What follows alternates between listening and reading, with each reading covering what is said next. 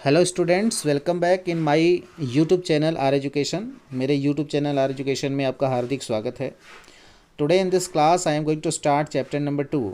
आज हम लोग इस क्लास में चैप्टर नंबर 2 के बारे में पढ़ेंगे। चैप्टर 2 का नाम क्या है? Kings and kingdoms in the early medieval period. Early medieval period में राजा और उनके राज्य, यह है चैप्टर का नाम। और जो अर्ली मीडिएवल पीरियड स्टार्ट हुआ वो कब से स्टार्ट हुआ? 6th सेंचुरी से, and that was continue till the 13th century. Okay, जो अर्ली मीडिएवल पीरियड है उसका टाइम ड्यूरेशन क्या है? 6th सेंचुरी से 13th सेंचुरी तक। और इस पीरियड में राजा, ठीक है, कौन कौन से राजा इमर्ज हुए और किस प्रकार से राज्यों का विस्तार हुआ उसके बारे में हम लोग जानेंगे। ठीक, तो देखिए, when Gupta empire decline, okay, and Bengal established as an independent kingdom approximately AD 525। ठीक है, होता क्या है कि जब गुप्ता एम्पायर डिक्लाइन हो जाते हैं, और आप गुप्ताज एम्पायर के बारे में पिछले क्लास में पढ़े हैं कि जो गुप्ताज एम्पायर थे उसमें सबसे पावरफुल जो एम्परर था वो कौन था? स्कंदगुप्त था। ठीक है ना, and he died in 467 AD। उसकी मृत्यु कब होती है? 467 AD में उसकी मृत्यु हो जाती है। लेकिन आपको ये चीज़ पता होना चाहिए कि जब स्कंदगुप्त मर जाता है, ठीक है, तो उसके बाद भी लगभग 100 वर्षों तक, है ना, अपना शासन कर सके। They were able to ruled. Okay, उसके बाद जो बंगाल रीजन था, जो कि पहले गुप्ताज एम्परर के अंडर में था, वो एक इंडिपेंडेंट किंगडम के रूप में इस्टेब्लिश हो जाता है। और ये इस्टेब्लिश कब होता है? तो ये इस्टेब्लिश होता है लगभग 525 AD के आसपास। ठीक है ना, 525 AD के आसपास जो बंगाल था वो एक इंडिपेंडेंट किंगडम के रूप में इस्टेब्लिश हो जाता है। एक्चुअली उस समय हुआ क्या कि जो बंगाल का रीजन था वो उसका जो पश्चिमी भाग था, ठीक है, यहाँ पे देखो लिखा हुआ है कि Gauda region which included the western and north western part of Bengal. कहने का मतलब ये है कि जो बंगाल का वेस्टर्न और नॉर्थ पार्ट था, है ना, उस पर किसका शासन था? तो गौंड का शासन था, है ना। वो गौंड रीजन था, गौंड लोगों का शासन था वहाँ पे। तो इन्होंने क्या किया? इन्होंने इंडिपेंडेंट कर दिया। दे डिक्लेयर्ड इंडिपेंडेंट अथॉरिटी। ठीक है, उन्होंने क्या किया? अपने आप को इंडिपेंडेंट कर लिया। ठीक, उन्होंने क्या किया? अपने आप को इंडिपेंडेंट कर लिया। और जब गौंड अपने आप को इंडिपेंडेंट कर लिए तो उनकी तरफ से शशांक, जो कि उनका राजा था, वो एसेंड होता है थ्रोन पे। ठीक है, अब ये गौंड थे कौन? तो ये एक ट्राइबल पीपल थे, है ना। बाद में धीरे धीरे ये पावरफुल हुए, ठीक, और उन्होंने अपना कंट्रोल बनाया बंगाल के वेस्टर्न और नॉर्दर्न पार्ट पे। ठीक, जब ये इंडिपेंडेंट हो जाते हैं तो शशांक थ्रोन पे एसेंड होता है। और ये शशांक था कौन? तो ये था contemporary of Harsh and Bhaskar Varman of Kamrup. Kamrup क्षेत्र के जो भास्कर वर्मन थे और जो हर्ष था वर्धन डायनेस्टी का, जिसका नाम क्या था? पूरा हर्षवर्धन था। इसी के समकालीन, है ना, इसी के समय का था शशांक, जो कि थ्रोन पे एसेंड हुआ। ठीक है, अब देखो होता क्या है कि जब शशांक थ्रोन पे एसेंड होता है तो ही मेड हिज कैपिटल, है ना, कर्ण सुवर्ण। ये क्या करता है? कर्ण सुवर्ण को अपना कैपिटल बना लेता है। और कर्ण सुवर्ण कहाँ पे है? तो at present you can see that is present in the near the Murshidabad. ये कर्ण सुवर कहाँ पे है? कर्ण सुवर्ण जो है वो आज के जो मुर्शिदाबाद क्षेत्र है ना, मुर्शिदाबाद क्षेत्र में स्थित है। मुर्शिदाबाद क्षेत्र के आसपास स्थित है कर्ण सुवर्ण। ठीक है ना, आरस में। अब मुर्शिदाबाद आप जानते ही हैं कि मुर्शिदाबाद कहाँ पे है? मुर्शिदाबाद वेस्ट बंगाल में है। Now see, as Shashank ascended the throne after some time, कुछ समय बाद, ही किल्ड मौखरी किंग वर्मन।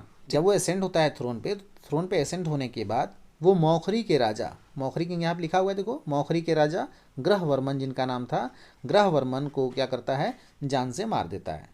जब शशांक थ्रोन पे एसेंड होता है, एसेंड होने के कुछ समय बाद वो मौखरी के जो राजा थे ग्रहवर्मन, उनको जान से मार देता है। और उनकी जो राजकुमारी थी, जिनका क्या नाम था? जिनका नाम था राजश्री, है ना, उनको ये क्या करता है? कैद में डाल देता है, ठीक है, यानी कह सकते हैं कि इनको कैदी बना लेता है, ठीक।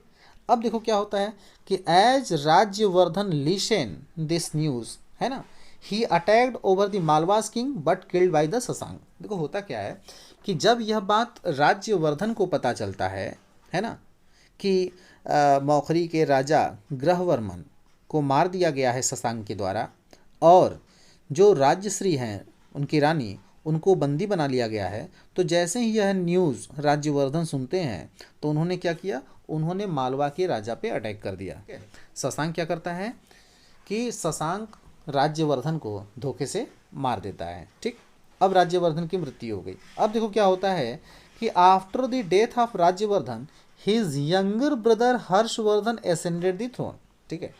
जब राज्यवर्धन की मृत्यु हो जाती है, जब शशांक राज्यवर्धन को मार डालता है ना, तो उसके मरने के बाद थ्रोन पे कौन असेंड होता है, हर्षवर्धन, ठीक। Harshavardhan ascended the throne after the death of Rajyavardhan.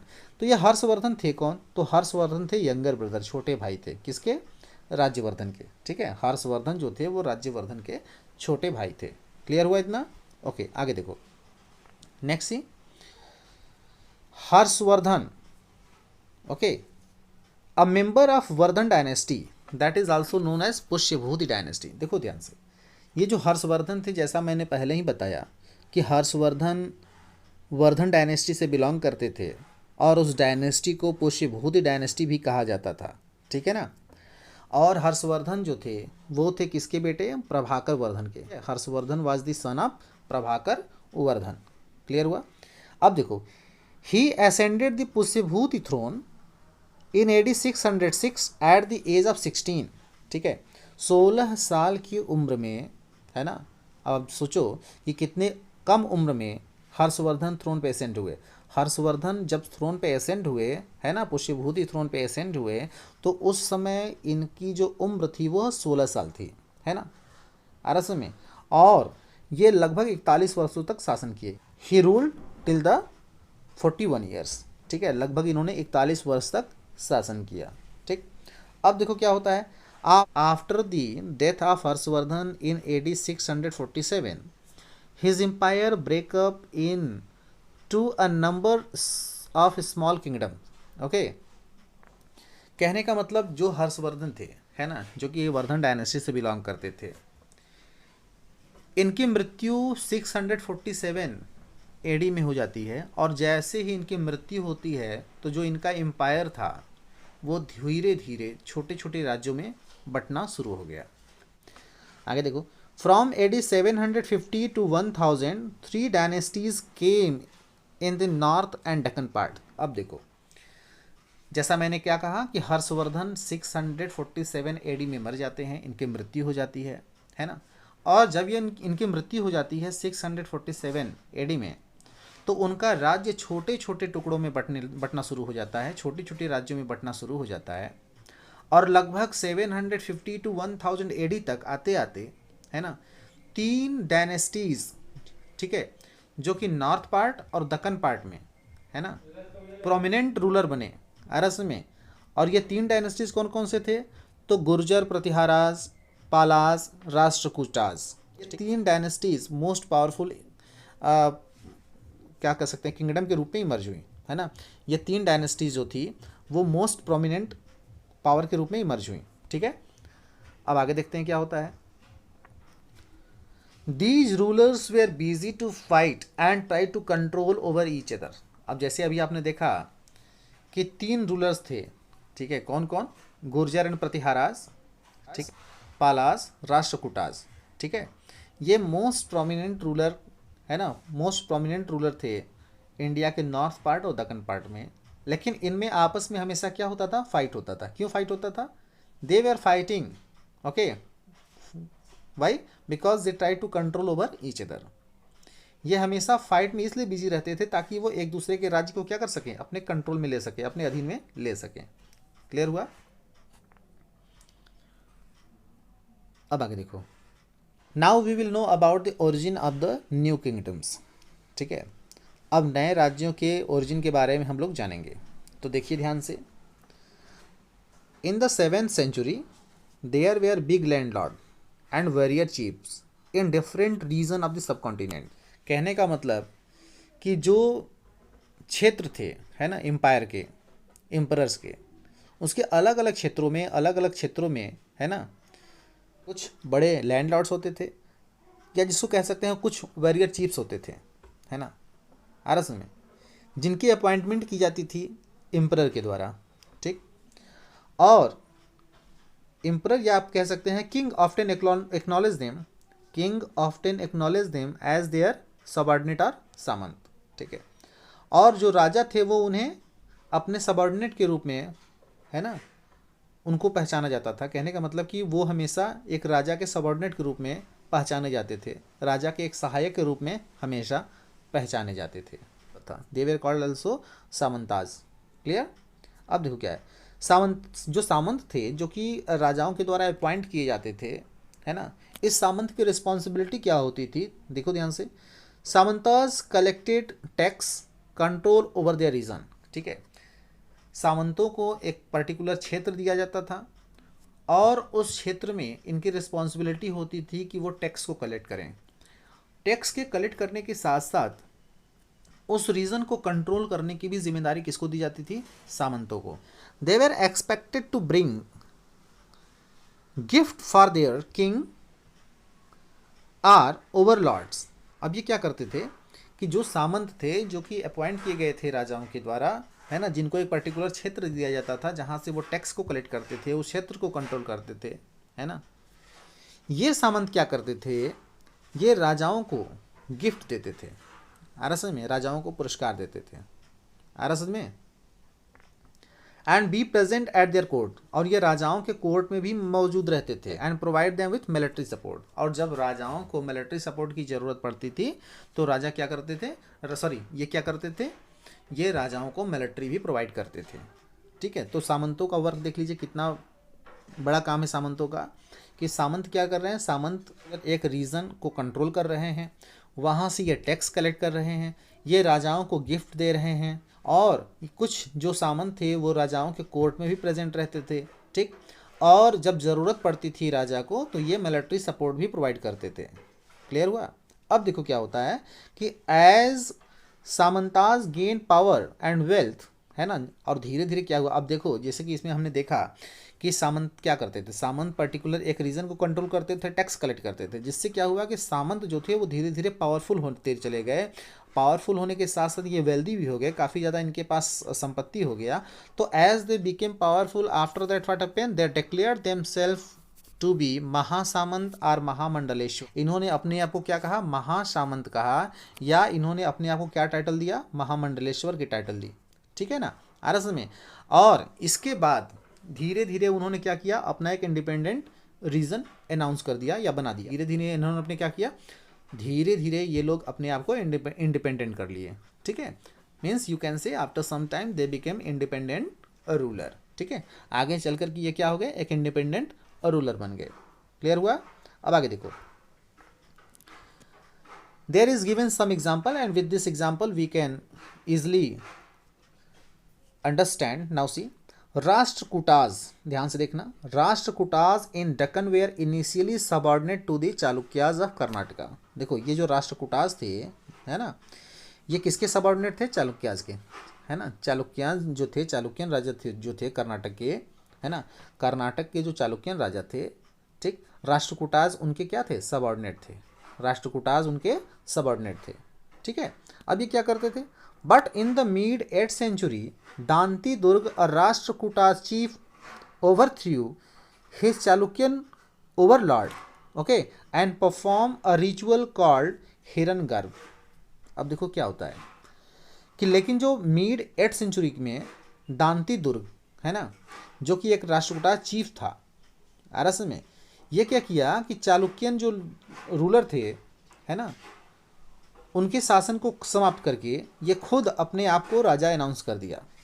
और ये चूंकि अपने आप को क्षत्रिय बनाने के लिए एक रिचुअल परफॉर्म किया जिसका नाम क्या है, हिरण्यगर्भ। हिरण्यगर्भ जो है इसका मतलब क्या होता है, गोल्डन बॉम्ब, है ना, आरस में। इन्होंने एक रिचुअल परफॉर्म किया जिसका नाम क्या था, हिरण्यगर्भ। कौन परफॉर्म किया, दांती दुर्ग।